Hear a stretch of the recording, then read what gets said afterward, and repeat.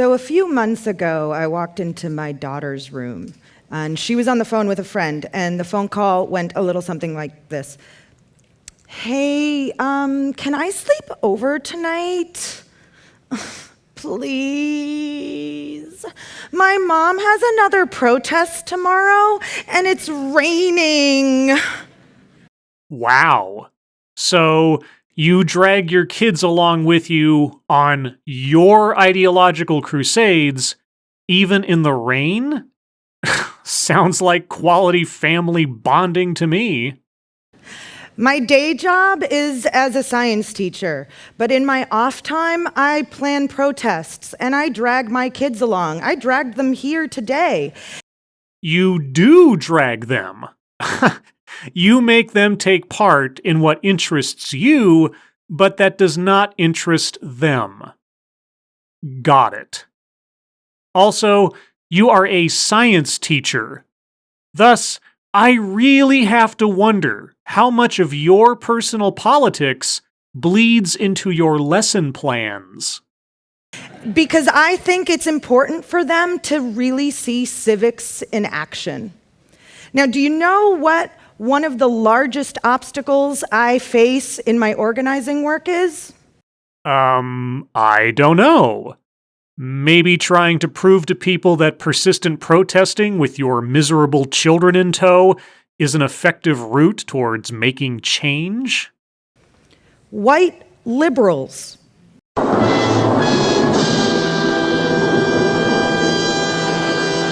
White liberals. Not just any liberals, white liberals. All right, I am ready to be educated. Why is someone's skin color a problem for you? There has been a massive upswing in progressive political action within the past few years. And just earlier this month, we have had some historic elections. Here in Boston, we elected our very first Black Congresswoman in Ayanna Pressley. Is she only significant because she's Black? Puerto Rican Alexandria Ocasio-Cortez will soon be the youngest sitting member of Congress. Yes, she will be. And I can say with certainty that her ethnicity and her age are irrelevant next to her perpetual demonstrations of intellectual ineptitude. Because you see, what a person is says nothing about who a person is. But then, I do have a feeling that idea does not resonate with our racially irritated speaker. And across America, voters elected 2 Muslim women, 2 Native American women, and in fact, over 100 women in general. So, the electorate is provably neither inherently racist or inherently sexist. Got it. These women are scientists, they're teachers, they're nurses, they're veterans, they're mothers, they are daughters, they are sisters. How is being a daughter or a sister a personal accomplishment? And you know, none of the things you listed, none of them say anything about someone's ability to legislate or govern or proves the rightness of their positions on anything. But then, we are more concerned with identity than we are with personal merit, aren't we? From the Women's March to the March for Science, millions of Americans have been out in force to demand change. And they voted that change. But there's a problem. Is it white liberals? There's a problem because there are people missing from the picture. See, White liberals and progressives love electing minorities. You get to go to the ballot box. You get to take a selfie with your I voted sticker. You get to pat yourself on the back that you made change. And you believe that we are all moving forward together. Are you going to begin complaining that white liberals voted into office the kind of people that you want to see in office? Is that where this is going? But how can we all be moving forward together when there are people missing from the picture? Okay, well, I am very curious to know what the complaint is here. You just celebrated the results of the midterm elections, and white liberals helped to put into office a number of firsts. So now more of the skin colors and genitals that you prefer are in the picture. So, pray tell, what are you talking about? As a woman of color, I live with both sexism and racism, while the lightness of my skin gives me a blanket of privilege. So, you are both oppressed and not oppressed at the same time. Got it. I exist within an inflection point where I am able to look into both worlds, and they really are two different worlds. Your skin color and your genitals provide you special abilities that give you insight that no one else has. Got it. Which is why I can honestly say that the majority of white liberals and progressives believe that they are doing the right thing.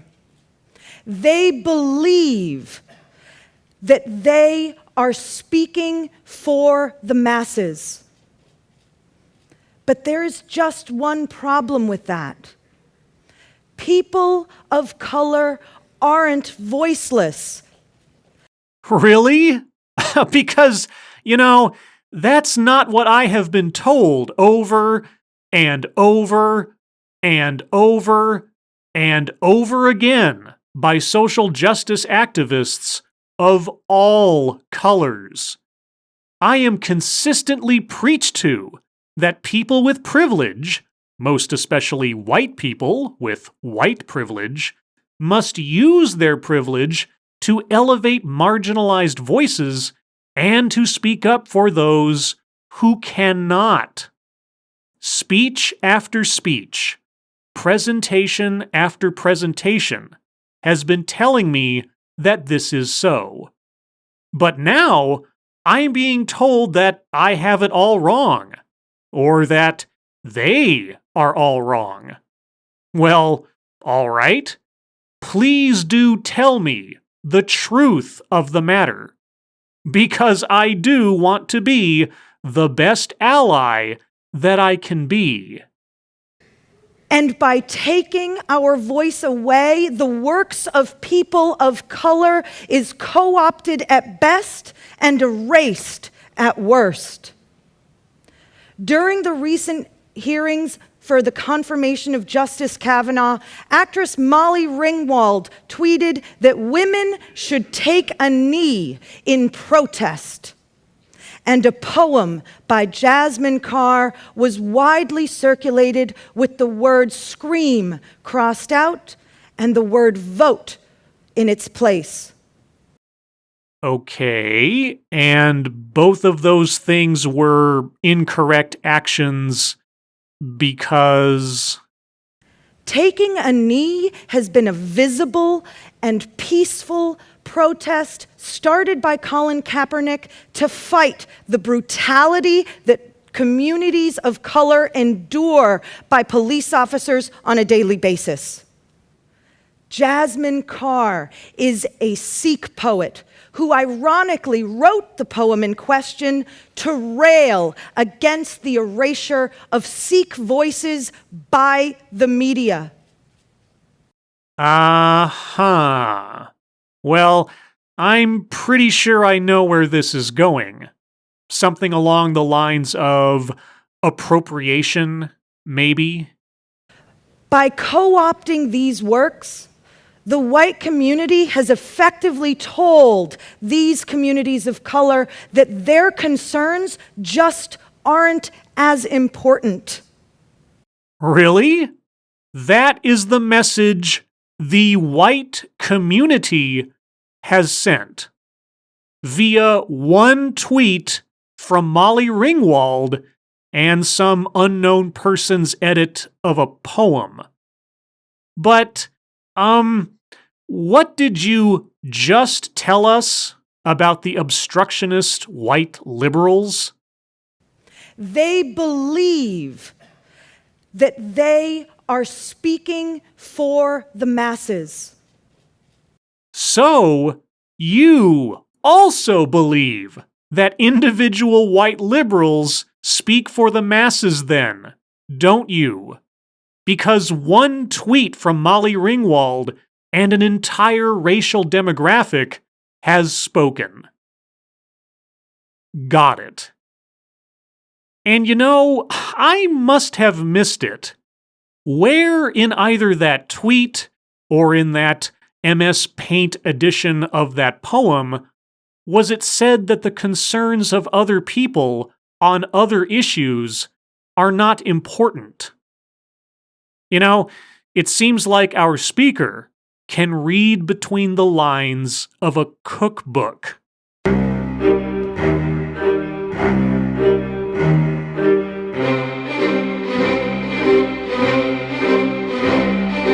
The reality, though, is that these examples of co-opting occurred due to ignorance.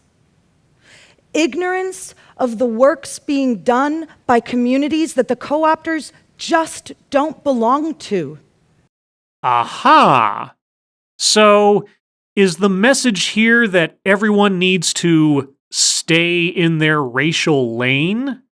That no one is allowed to entertain a notion or employ an idea that has a racial origin other than their own? Well, golly, I wonder when our speaker will be fleeing the stage. I mean, TED Talks were founded by a white male, after all. Because if white liberals and progressives aren't aware of the work being done, they assume that it isn't getting done. You know what white people assume. Got it. And if someone isn't aware of work that's been done, then they think it isn't getting done. Well, that just follows. If you do not know that something exists, is it then some kind of moral failing to seek it out or to try and make it happen? Why would in-kind efforts, even undertaken by people who were unaware of your own efforts, then be unwelcome? I'm confused. Earlier this summer, there was a national call for a protest to fight the separation of families that was occurring along the southern border. Here in Boston, March Forward, the organization behind the 2017 Women's March, took it upon themselves to lead that effort. And this created a massive outcry within the immigrant community, who felt as though their platform had been stolen from them. What? After days of negotiations, March Forward conceded the lead to Jobs with Justice. And by doing so, March Forward cemented themselves as allies, not saviors. So, Jobs with Justice is the only organization allowed to spearhead activism concerning immigration issues. All other individuals or organizations of like mind must first and forever defer to Jobs with Justice. Got it. Jobs with Justice is a community organization that has built relationships within the immigrant community for decades. And once they had secured their platform, Jobs with Justice gave it away. They gave it to those people who had been most directly affected. Every single speaker on the stage that day was a person of color who had been directly affected by the current administration's immigration policies. Wow. Everyone was a person of color using the Jobs with Justice platform to speak their minds. Huh. You know, I wonder if our speaker knows that Jobs with Justice was founded by a white man. Does that make all of those people that spoke, thus, co-opters? Because for Jobs with Justice, it came down to just a few simple truths. The real work in organizing isn't in marching. It's not in politics and spectacle. It's not in yelling from a stage. So why are you making your kids protest with you in the rain? The real work begins at the community level. The real work is the grit of boots on the ground. The real work is much more quiet. And this real work should not be undertaken by white liberals? Is that what I am to understand? So what do we do? How do we make this movement more accessible to people of color? Accessible to people of color. But I thought that white liberals were getting in the way of people of color and that they were taking redundant actions to what people of color were already doing. I'm confused. We spend more time listening. Spend more time listening. What does that even mean?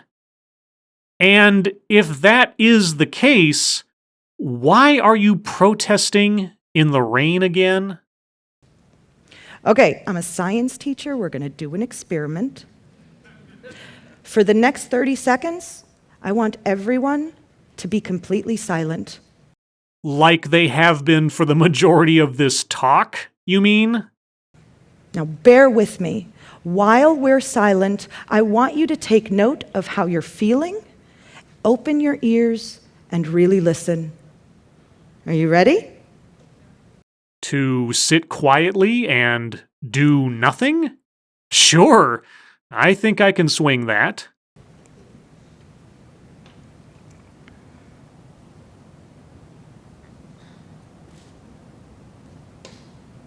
You know, this seems more like I don't have a presentation that actually takes up 15 minutes, so here's some filler.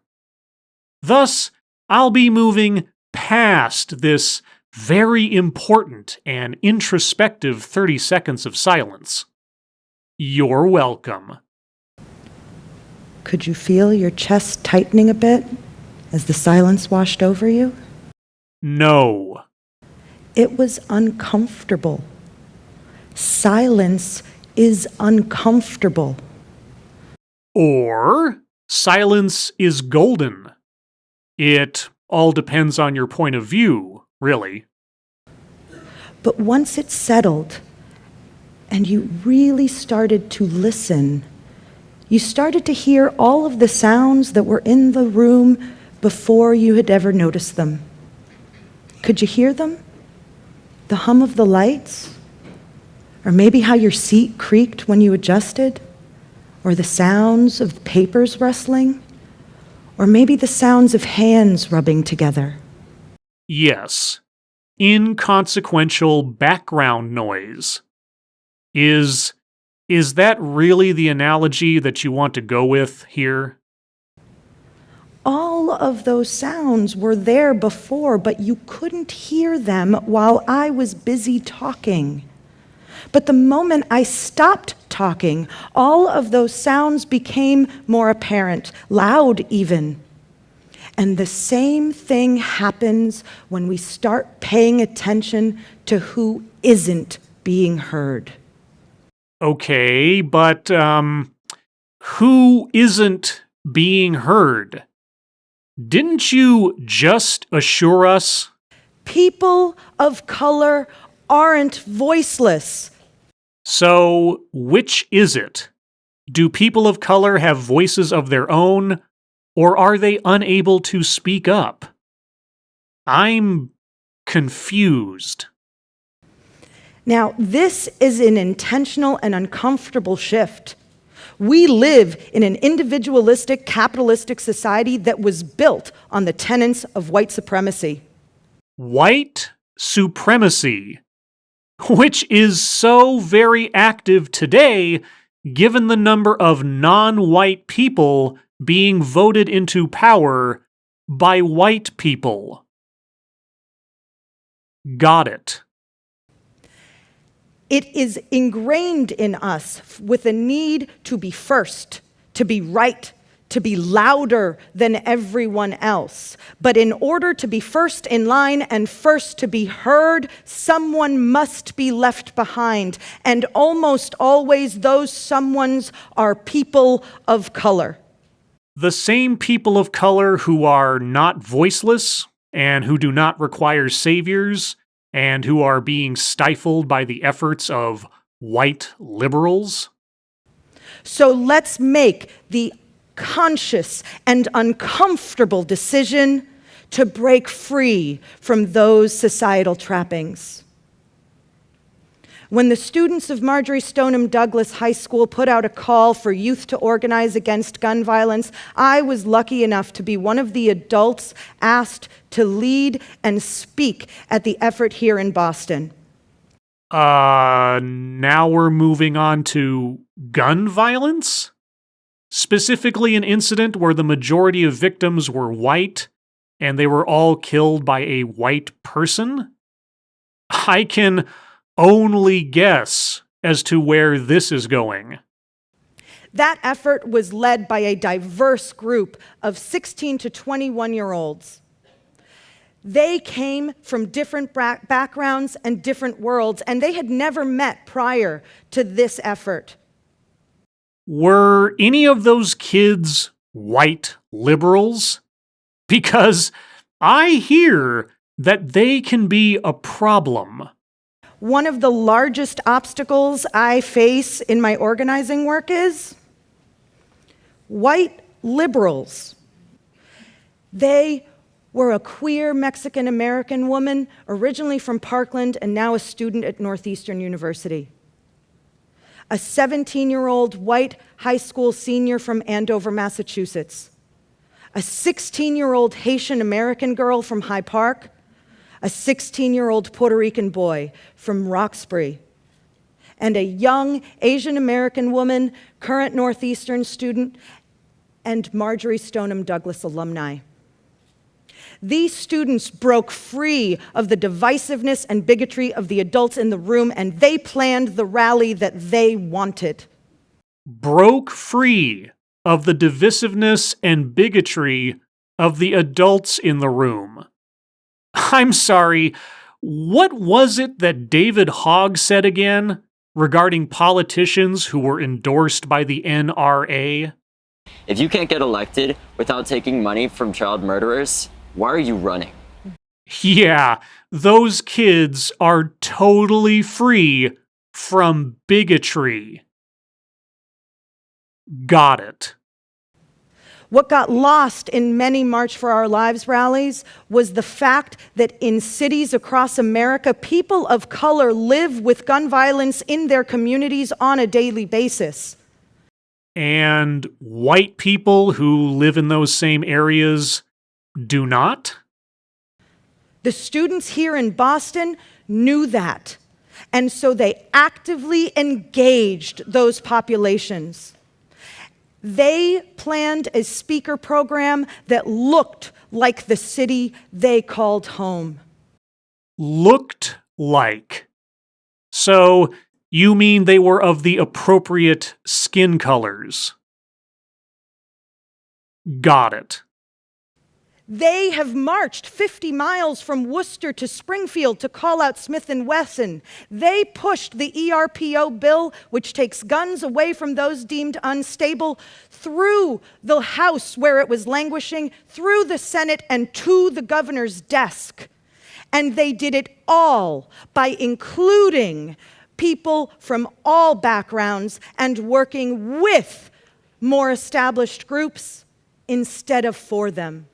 Except for white liberals, I assume, since they are the biggest obstacle in organizing activism. Or at least, so I am told. One of the largest obstacles I face in my organizing work is white liberals. So when the next injustice breaks, and we all know that it will, instead of building a shiny new table, find one that's already been built and ask yourself how you can support it. Find who was talking before anyone else was listening and pass them the mic. So, people of color are not voiceless, but they do need white people to pass them the mic in order to be heard. Got it. It can be uncomfortable, but when it happens, it can be magic. Voodoo magic. And don't we all need a little bit of magic? Fucking voodoo magic, man. Thank you.